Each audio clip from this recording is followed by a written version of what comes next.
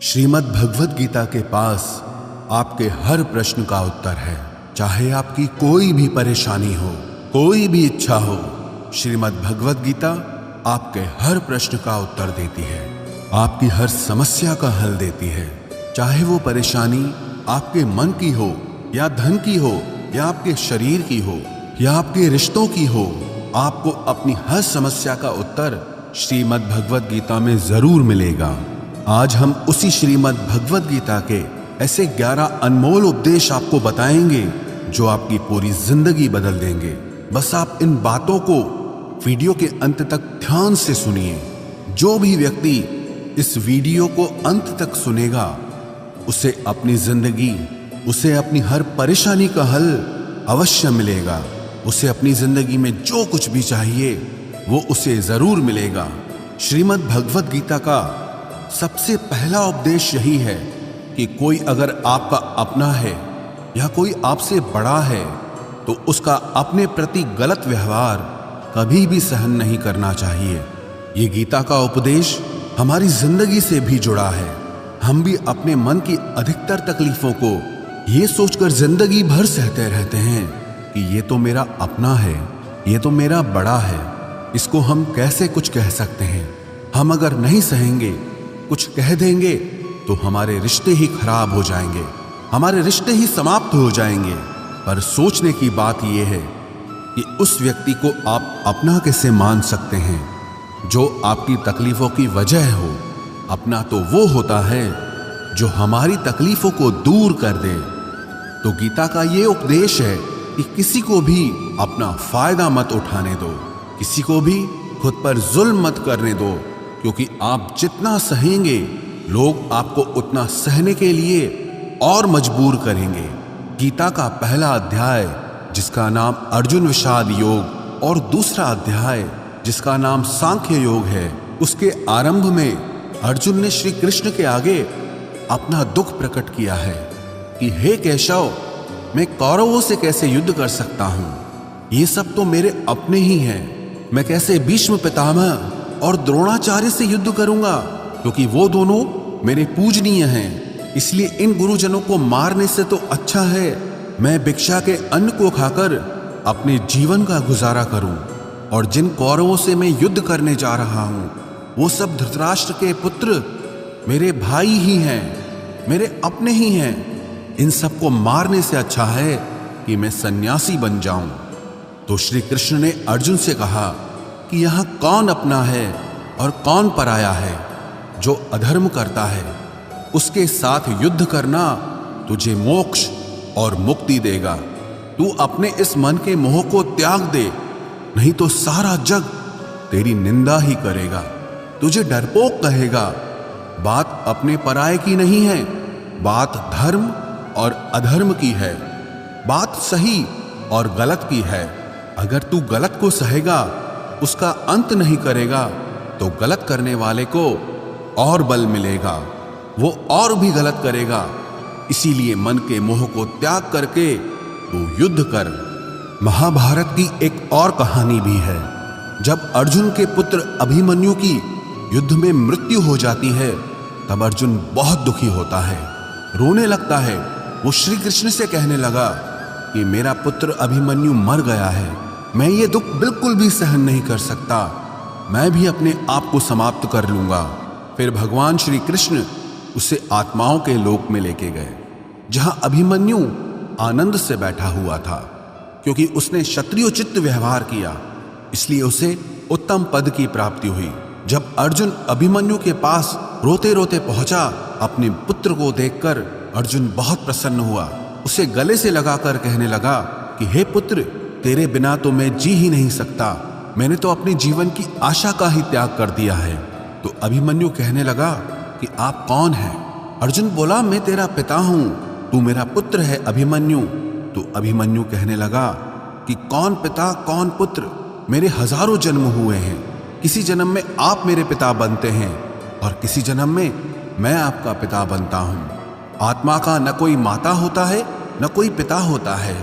जब अर्जुन ने देखा कि मेरा पुत्र मुझे पहचान भी नहीं रहा तो उसका सारा मोह खत्म हो गया। इसलिए गीता के इस उपदेश को ठीक से समझ लो कि यहां कोई अपना पराया नहीं है। जो बुरे वक्त में, तकलीफ के वक्त में हमारा साथ दे, सिर्फ वही हमारा अपना है, बाकी सब पराए हैं। गीता का दूसरा उपदेश यह है कि जो चला गया है कभी उसका दुख मत करो, और जो आने वाला है उसकी बिल्कुल भी चिंता मत करो। जब महाभारत का युद्ध चल रहा था तब अर्जुन ने श्री कृष्ण से कहा कि अगर यह युद्ध हुआ तो करोड़ों लोग मारे जाएंगे। जो सैनिक और योद्धा इस युद्ध में मारे जाएंगे उनकी स्त्रियों का क्या होगा, समाज कैसे आगे बढ़ेगा। और भी बहुत सी बातें अर्जुन ने विस्तार से कही हैं।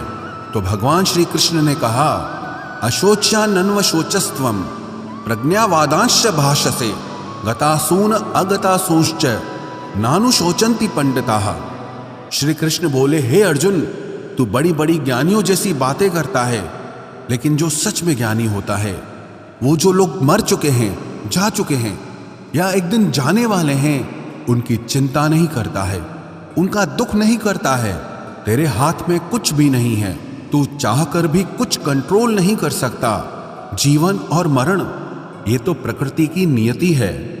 इसीलिए जो ज्ञानी होता है वो किसी के मरने पर भी रोता नहीं है।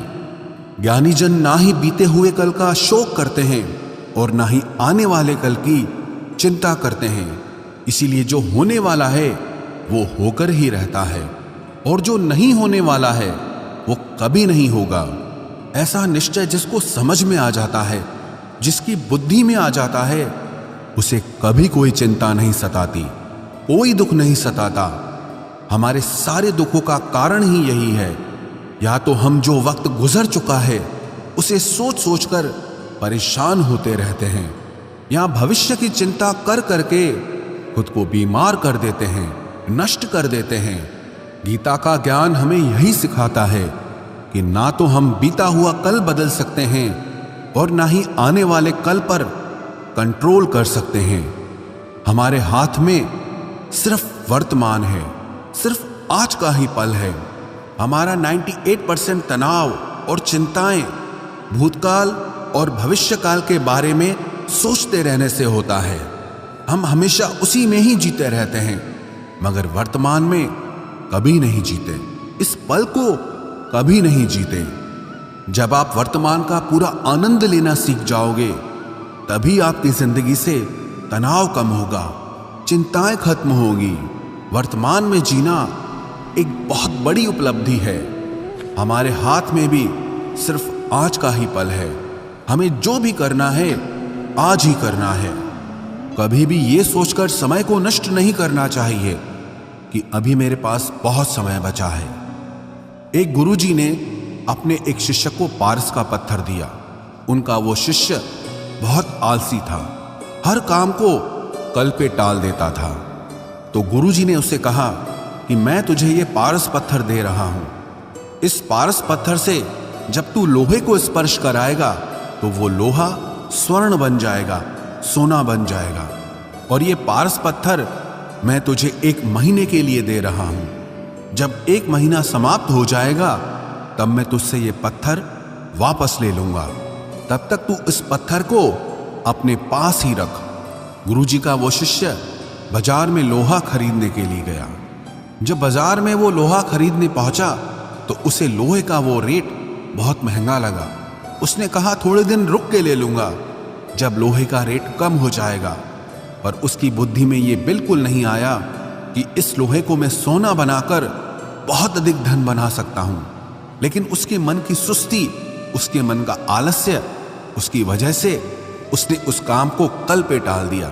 ऐसे ही करते करते पूरा महीना समाप्त हो गया। फिर गुरुजी उस शिष्य के पास आ पहुंचे कि बताओ तुमने कितना सोना बनाया। शिष्य बोला कि मैंने तो अभी सोना बनाना शुरू भी नहीं किया। तो गुरुजी ने कहा मुझे मेरा वो पारस पत्थर वापस चाहिए। शिष्य बोला कि नहीं, मुझे थोड़ा वक्त दीजिए, मैं थोड़ा सोना बनाना चाहता हूं। गुरुजी ने कहा कि ये पारस पत्थर पूरा 1 महीना तेरे पास था, पर तू कुछ नहीं कर पाया, लेकिन अब समय समाप्त हो चुका है। ऐसे ही ये हमारा जीवन है, हमारी जिंदगी है, और ये समय ही पारस पत्थर है। हम समय के एक एक पल से अपने जीवन को सोना बना सकते हैं, लेकिन हमें यह लगता है कि हमारे पास बहुत समय बचा है, एक दिन जिंदगी को जी लेंगे, एक दिन जिंदगी में खुश हो जाएंगे। लेकिन वो दिन कभी नहीं आता और हम जिंदगी भर भागते रहते हैं, चिंता करते रहते हैं, दुखी होते रहते हैं, लेकिन जिंदगी को जीना, खुश रहना हम भूल जाते हैं। इसलिए गीता का ज्ञान हमें यह सिखाता है कि आप आज में जीना सीखो, इस पल में जीना सीखो। गीता का तीसरा उपदेश यह है कि मौत से डरना बिल्कुल व्यर्थ है। श्री कृष्ण ने गीता में कहा है कि यह संसार मृत्यु लोक है, जिसका भी जन्म हुआ है वो एक दिन जरूर मर जाएगा, जिसका आरंभ हुआ है उसका अंत अवश्य होगा। हम इसे रोक नहीं सकते। जैसे हम रोज कपड़े बदलते हैं, वैसे ही हमारी आत्मा नया शरीर धारण करती है। मृत्यु सिर्फ इस जीवन का एक नया आरंभ है, इस जीवन का अंत नहीं है।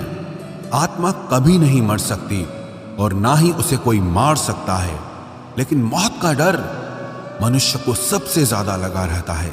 मौत का दुख भी इंसान को सबसे ज्यादा होता है। एक पेड़ में दो पक्षियों का जोड़ा रहता था। उन दोनों को एक दूसरे से बहुत प्रेम था। उन्होंने साथ जीने मरने की कस्में खाई थी। एक दिन वहां एक शिकारी आया और उसने एक तीर चलाकर वहां पेड़ पर बैठे मादा पक्षी को मार दिया। तो वो अकेला नर पक्षी रोने लगा कि मैं तुम्हारे बिना कैसे जी पाऊंगा, तुम्हारी जगह मेरी मृत्यु आ जाती, मेरा जीवन तुमको मिल जाता। वो रो रो के बहुत विलाप करने लगा। इतने में ही उस शिकारी ने दूसरा तीर चलाया और उस नर पक्षी को भी मार दिया। वास्तविकता में ये कहानी हमारी ही है। हम भी रोते रहते हैं जब कोई मरता है तो, लेकिन हमें ये नहीं पता कि एक न एक दिन हमारा भी जीवन समाप्त हो जाएगा। हम भी उसी मृत्यु के पेड़ पे ही बैठे हैं, लेकिन शरीर का मिटना हमारा अंत नहीं है। श्री कृष्ण ने अर्जुन से कहा कि हे अर्जुन, तेरे और मेरे अनंत जन्म हुए हैं। तुझे कुछ भी याद नहीं है, लेकिन मुझे सब याद है। जो व्यक्ति इस सत्य को समझ ले कि मैं यहां इस संसार में कुछ समय के लिए आया हूं, उसकी जिंदगी के सारे झगड़े, सारे दुख, सारी चिंताएं ही समाप्त हो जाएंगी। जब इस संसार से जाना ही है तो दुख किस बात का। पहले के जमाने में साधु महात्मा लोग पैदल यात्रा करते थे। यात्रा करते करते वो एक नगर में पहुंचे। वो महात्मा बहुत थक चुके थे। उस नगर में उन्होंने एक महल देखा और उन्होंने उस महल में जाकर विश्राम करने का सोचा और वो महल में जाकर सो गए। जब उस महल में वहां का राजा पहुंचा तो अपने पलंग पर उस महात्मा को सोता देखकर बहुत हैरान हो गया। राजा उस महात्मा से पूछने लगा कि तुम मेरे महल में कैसे घुस आए और मेरे बिस्तर पर सो रहे हो। महात्मा कहने लगा, ये तुम्हारा महल है, मुझे तो लगा ये धर्मशाला है। तो राजा ने कहा, आपको मेरा महल धर्मशाला कैसे लगा? तो महात्मा ने राजा से प्रश्न किया कि तुमसे पहले इस महल में कौन रहता था? तो वो राजा बोला कि मुझसे पहले मेरे पिता यहाँ पर रहते थे और उससे पहले मेरे दादाजी यहाँ पर रहते थे। तो महात्मा ने फिर प्रश्न किया कि क्या तुम इस महल में हमेशा रहोगे या तुम्हारे बाद कोई और रहेगा? तो राजा कहने लगा कि मेरे बाद मेरा पुत्र इस महल में रहेगा। तो महात्मा राजा से कहने लगे कि जिस जगह पर रहने वाले बार बार बदल जाते हों उसे घर कैसे कह सकते हो? वो तो धर्मशाला ही है। इसीलिए तेरे महल को धर्मशाला समझकर मैं इसमें रात बिताने के लिए आ गया। धर्मशाला जान जग को, जीव सब मेहमान है, मोह किससे मत करो, सब स्वप्न का सामान है। यदि हम भी इस बात को समझ लें कि हम यहाँ कुछ समय के लिए आए हैं, आनंद करने के लिए आए हैं, खुश रहने के लिए आए हैं, तो हमारे सारे दुख ही समाप्त हो जाएं। जब हम अपना मोह यहाँ जमा लेते हैं, अपना दावा यहाँ जमा लेते हैं कि ये मेरा है, इसे मैं छोड़ नहीं सकता, इसके बिना मैं जी नहीं सकता, तो हमारा जीवन दुखों से भर जाता है। इसलिए जीवन में मृत्यु का भय त्याग करके जीवन का प्रतिपल आनंद लेना चाहिए। गीता का चौथा उपदेश, मन और विचारों को कंट्रोल किए बिना जीवन में कभी शांति और सुकून मिलने वाला ही नहीं है। अर्जुन ने श्री कृष्ण से कहा कि मेरा मन सही गलत सब कुछ जानता है, फिर भी मेरे विचार और मेरा मन मुझसे कंट्रोल नहीं होता। मैं जो करना चाहता हूं वो कर नहीं पाता हूं, और जो नहीं करना चाहता हूं वो मेरा मन मुझसे जबरदस्ती करवाता है। इसीलिए मैं बेचैन हो गया हूं, मुझे शांति प्राप्त नहीं हो रही। तो श्री कृष्ण ने अर्जुन से कहा, उसके लिए तुझे अपने मन और विचारों से डिटैच होकर अपने मन और विचारों को सही दिशा में ले जाने की प्रैक्टिस करनी होगी, अभ्यास करना होगा। और ये एक दिन का काम नहीं है। जब तक तू अपने मन और विचारों की गुलामी का त्याग नहीं करता, तब तक तुझे जीवन में कभी शांति नहीं मिलेगी। एक राजा था, वो बहुत बेचैन और परेशान रहता था। एक दिन वो अपने गुरुजी के पास गया और उनसे कहने लगा कि मेरा मन बहुत बेचैन है, मैं बहुत परेशान हूँ, मैंने पूरे संसार को जीत लिया है, सब कुछ है मेरे पास, पर मैं खुश नहीं हूँ, मेरे मन में सुकून नहीं है, शांति नहीं है। तो गुरुजी ने राजा से कहा कि तुम्हारे नगर में अगर कोई ऐसा व्यक्ति है जिसने सुकून को प्राप्त कर लिया है, शांति को प्राप्त कर लिया है, तुम उसका एक बार कुर्ता पहन लो तो तुम्हारे जीवन में भी शांति आ जाएगी। राजा बहुत प्रसन्न हो गया कि ये तो बहुत आसान काम है। वो अपने राजमहल में आया और राजसभा में वो सबसे कहने लगा कि आप लोगों में से जो भी शांत हो चुका हो, जिसे सुकून मिल गया हो, वो अपना कुर्ता मुझे दे दे। वो बदले में जितना भी धन मांगेगा मैं उसे दे दूंगा। सब लोग एक दूसरे का मुंह देखने लगे। पैसों का लालच आया, लेकिन सबको एक दूसरे की सच्चाई पता थी, क्योंकि किसी की जिंदगी में भी शांति और सुकून नहीं था। सब अपना सर झुकाकर वहां पर खड़े हो गए। फिर उस राजा ने पूरे नगर में ढिंढोरा पिटा दिया कि जिसे भी शांति प्राप्त हो चुकी हो, सुकून प्राप्त हो चुका हो, वो मेरे पास आकर अपना कुर्ता दे दे। वो जितना कहेगा उससे उतना ही धन दिया जाएगा। लेकिन एक भी व्यक्ति ऐसा नहीं मिला जिसे शांति प्राप्त हो चुकी हो। वास्तविकता में जब कोई मरता है तब हम कहते हैं कि वो फलां व्यक्ति आज शांत हो गया। कभी किसी जिंदा इंसान के लिए नहीं सुना कि एक जीता जागता इंसान शांत हो गया है।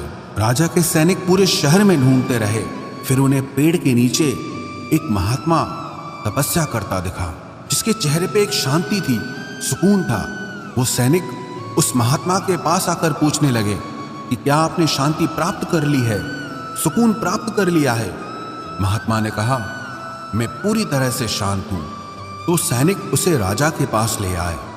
राजा ने उस महात्मा से प्रश्न किया कि क्या आपको शांति और सुकून प्राप्त हो चुके हैं? वो महात्मा कहने लगे, महाराज, मैं पूरी तरह से शांत हूं, मुझे कोई चिंता नहीं, मुझे किसी चीज की लालच नहीं, मुझे कोई इच्छा नहीं है। तो राजा भी बहुत प्रसन्न हो गए कि आखिर वो व्यक्ति मिल ही गया जिसे शांति की प्राप्ति हो चुकी है, जिसे सुकून प्राप्त हो चुका है। तो राजा उस महात्मा से कहने लगे कि हे महात्मा, आप कृपया करके अपना कुर्ता मुझे दे दीजिए, बदले में आप जो मांगेंगे मैं आपको दे दूंगा। वो महात्मा कहने लगे कि महाराज, सुकून और शांति तो मुझे मिल चुके हैं, लेकिन क्या करूं, मेरे पास कुर्ता ही नहीं है पहनने के लिए जो मैं आपको दे सकूं। जब राजा ने उस महात्मा की ये बात सुनी कि इस महात्मा के पास कुर्ता भी नहीं है पहनने के लिए, उसके बाद भी ये महात्मा एकदम शांत है, इसके जीवन में सुकून है। मैं सारी जिंदगी धन को जोड़ने में लगा रहा, दुनिया जीतने में लगा रहा, लेकिन मुझे शांति नहीं मिली, सुकून नहीं मिला, क्योंकि शांति और सुकून बाहर की चीज नहीं है, अपने भीतर की चीज है। इसीलिए जब तक कोई व्यक्ति अपने मन और विचारों को कंट्रोल नहीं करता, तब तक उसके जीवन में सुकून और शांति नहीं आती। और गीता का उपदेश हमें यही सिखाता है कि जीवन में शांति चाहिए तो मन को शांत करना सीखो। गीता का 5वां उपदेश यह है कि वासना, क्रोध और लालच सर्वनाश का कारण है, नरक का द्वार है। जिस भी मनुष्य में ये 3 अवगुण होते हैं, वो हमेशा दूसरों को दुख पहुंचाकर अपने ही सुख और स्वार्थ की पूर्ति करता रहता है। किसी भी चीज की हद से ज्यादा वासना करना और क्रोधी स्वभाव होना और मन में लालच होना उसके जीवन के सुख को समाप्त कर देते हैं, उसके सारे रिश्तों में जहर भर देते हैं। इन्हें नर्क का द्वार इसीलिए कहा गया है क्योंकि जिस इंसान में अत्यधिक क्रोध है, लालच है, वासना है, उसका पूरा जीवन जहर से भर जाता है। उसको मरने के बाद नहीं, जीते जी यहीं पर नर्क का दर्शन होता है। गीता का छठा उपदेश यह है कि सब भगवान एक ही हैं, कोई छोटा बड़ा नहीं है। सब एक परब्रह्म परमात्मा के अलग अलग रूप और नाम हैं। श्री कृष्ण ने गीता के 10वें अध्याय विभूति योग में बताया है कि जितने भी जगत के देवी देवता हैं वो सब मेरी ही विभूति है। मैं ही शिव हूं, मैं ही इंद्र हूं, मैं ही यक्षराज कुबेर भी हूं, मैं ही अग्निदेव हूं, देवताओं के गुरु बृहस्पति भी मैं हूं, समुद्र भी मैं ही हूं, अक्षरों में ओम भी मैं ही हूं, काल का महाकाल भी मैं ही हूं, सारे जगत का नाश, उत्पत्ति और पालन करने वाला भी मैं ही हूं। श्री कृष्ण ने अर्जुन से कहा कि मेरी विभूतियों का कोई अंत नहीं है, इसलिए सब भगवान, सब नाम, सब देवता मेरे ही रूप हैं। इसीलिए तो किसी भी देव या ईश्वर में कभी भेद बुद्धि मत करना, कभी किसी को छोटा बड़ा मत समझना। और गीता का उपदेश हमें यह सिखाता है कभी भी किसी दूसरे के इष्ट को छोटा नहीं समझना चाहिए या इस बात पर झगड़े फसाद नहीं करने चाहिए कि कौन बड़ा है और कौन छोटा है। गीता का 7वां उपदेश यह है, सुख की इच्छा ही आखिर में हमारे दुखों का कारण बनती है। श्री कृष्ण ने अर्जुन से कहा कि मनुष्य जितना सुखों की लालसा और इच्छा करता है उतना ही उसकी इंद्रियां सुख भोग में आसक्त हो जाती है, उतना ही इंसान का मन संसार के सुख और आकर्षण का गुलाम बन जाता है। और जितना सुख के पीछे भागेगा उतना ही उसे दुख के अनुभव से भी गुजरना पड़ेगा, क्योंकि ये संसार का नियम ही है। जो चीजें शुरू में मन को बहुत आकर्षित करती हैं बाद में बहुत दुख देती हैं, और जो चीजें शुरू में मुश्किल लगती हैं, कठिन लगती हैं, बाद में हमें बहुत काम आती हैं। गीता का 8वां उपदेश यह है, जो भी मनुष्य दुनिया के सारे सहारे छोड़कर सिर्फ भगवान को ही अपना सहारा मान लेता है, उसकी हर जरूरत वो ईश्वर पूरी करता है, उसकी हर प्रकार से रक्षा वो परमात्मा ही करता है। अनन्याश्चिन्तयो माम ये जनाः पर्युपासते तेषां नित्याभियुक्तानां योगक्षेमं वहाम्यहम्। जो भी व्यक्ति मुझे ही अपना सहारा मानता है उसका योगक्षेम मैं वहन करता हूँ। योगक्षेमं वहाम्यहम् अर्थात जो चीज नहीं मिली है उसकी प्राप्ति कराना उसका नाम योग है, और जो चीज जीवन में मिली हुई है उसकी रक्षा करना उसका नाम क्षेम है। तो श्री कृष्ण कहते हैं जो मुझ पे डिपेंड हो जाते हैं उनको जो चाहिए वो मैं जरूर देता हूँ और उनकी हर प्रकार से मैं रक्षा भी करता हूँ। गीता का 9वां उपदेश यह है कि इस संसार में हमारा कुछ भी नहीं है। गीता सार में आपने कई बार सुना होगा कि तुम्हारा क्या गया जो तुम रोते हो, तुम क्या लाए थे जो तुमने खो दिया, तुमने क्या पैदा किया जो नष्ट हो गया, तुमने जो लिया यहीं से लिया, जो कुछ भी दिया यहीं पर दिया। जो आज तुम्हारा है कल किसी और का होगा, क्योंकि परिवर्तन इस संसार का नियम है। कल तक जिसके बिना आप जी नहीं सकते थे आज उनसे कोई रिश्ता ही नहीं है, बातचीत तक नहीं है। कहाँ गए वो जीवन भर के सारे रिश्ते, वो सारे मित्र जो साथ जीने मरने की बातें करते थे, आज पता भी नहीं कि वो लोग कहाँ चले गए। ये संसार परिवर्तनशील है, सब लोग यहाँ बदल जाते हैं, हर रिश्ता बदल जाता है, और तो और ये हमारा शरीर भी हर दिन बदल रहा है। बचपन से जवानी, जवानी से बुढ़ापा, और एक दिन ये शरीर हमारा साथ छोड़ देता है। तो किसके लिए रोना और किसकी चिंता करना। हम सारी जिंदगी चीजों को, रिश्तों को, जिंदगी को बनाने में, सजाने में, संवारने में लगे रहते हैं, लेकिन एक दिन सब कुछ बिखर जाता है। सारी जिंदगी जिस संपत्ति, जिन रिश्तों के लिए हम लड़ते रहते हैं एक दिन सब कुछ छोड़ करके हमें इस दुनिया से जाना पड़ता है। गीता का 10वां उपदेश हमें यह सिखाता है कि किसी से भी हद से ज्यादा मोह कभी मत करना। श्री कृष्ण ने गीता का पूरा ज्ञान ही अर्जुन के मोह को नष्ट करने के लिए कहा है।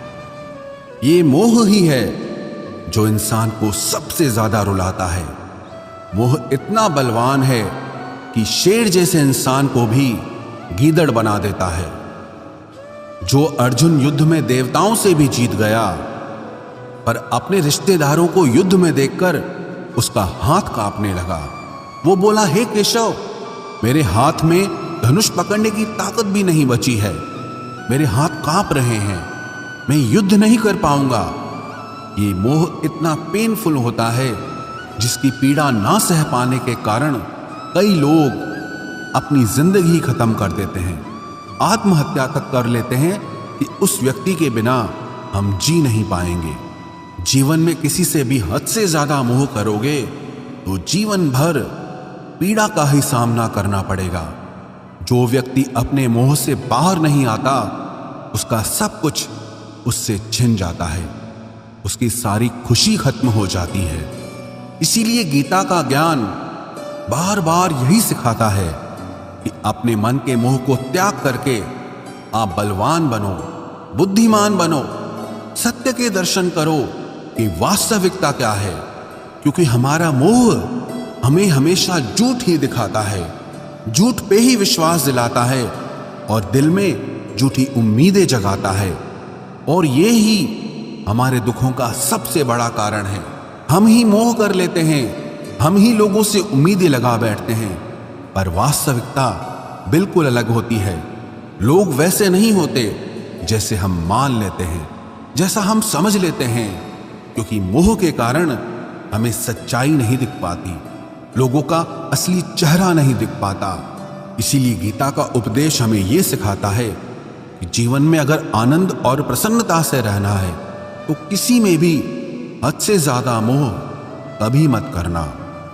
गीता का 11वां उपदेश ये है कि इस दुनिया में अगर आए हो तो दुख तो मिलेगा ही मिलेगा। दुख से कभी घबराना मत, दुख से कभी डरना मत। श्री कृष्ण ने गीता में कहा है कि ये संसार दुखालयम अशाश्वतम है, अर्थात ये संसार दुखों का घर है। जैसे औषधालय में औषधि मिलती है, पुस्तकालय में पुस्तकें मिलती है, चिकित्सालय में चिकित्सा होती है, वैसे इस संसार को भी श्री कृष्ण ने एक नाम दिया है, दुखालय, जहां पर दुख मिलता हो। दुख तो यहां हर किसी के जीवन में आता ही है, लेकिन अगर दुख आया है तो सुख भी आएगा। इसीलिए दुख से कभी डरना नहीं चाहिए, क्योंकि ये संसार दुखालय भी है और अशाश्वत भी है। अशाश्वत का मतलब ही यही होता है कि यहाँ परमानेंट कुछ भी नहीं है, यहाँ सब कुछ बदल जाता है। दुख सुख में बदल जाता है और सुख दुख में बदल जाता है। सम्मान अपमान में और अपमान सम्मान में बदल जाता है। खुशी दर्द में और दर्द खुशी में कभी भी बदल जाती है। जीत हार में और हार जीत में, जहाँ कभी भी कुछ भी बदल सकता है। कुछ भी परमानेंट नहीं है, ना ही हम परमानेंट हैं, ना ही हमसे जुड़ी कोई चीज यहाँ पर परमानेंट है, क्योंकि ये संसार अशाश्वत है, शाश्वत नहीं है। यहाँ सब कुछ बदलने वाला है, यहाँ कुछ भी परमानेंट नहीं रहेगा। तो आपका दुख भी परमानेंट नहीं रहेगा, इसीलिए दुख से कभी भी डरना नहीं चाहिए। गीता का ये उपदेश हजारों साल पुराना है, लेकिन आज भी नए से नया है। पूरे विश्व में गीता को सबसे ज्यादा पढ़ा गया है और सबसे कम समझा गया है। श्रीमद् भगवद गीता के ये उपदेश अगर कोई व्यक्ति ठीक से समझ ले और उसे अपनी जिंदगी में उतार ले तो ये पक्की बात है, वो अपनी जिंदगी में जो चाहे वो हासिल कर सकता है। अपने जीवन की हर समस्या से वो एक पल में बाहर आ सकता है। श्रीमद् भगवद गीता के इस दिव्य उपदेश को हमें बार बार सुनना चाहिए, हर रोज सुनना चाहिए। जब भी जीवन में कोई चिंता या परेशानी आए तो एक बार इस उपदेश को जरूर सुन लेना और मन में ये विश्वास रखना कि गीता का ये उपदेश आपकी जिंदगी की हर परेशानी में आपको राह अवश्य दिखाएगा।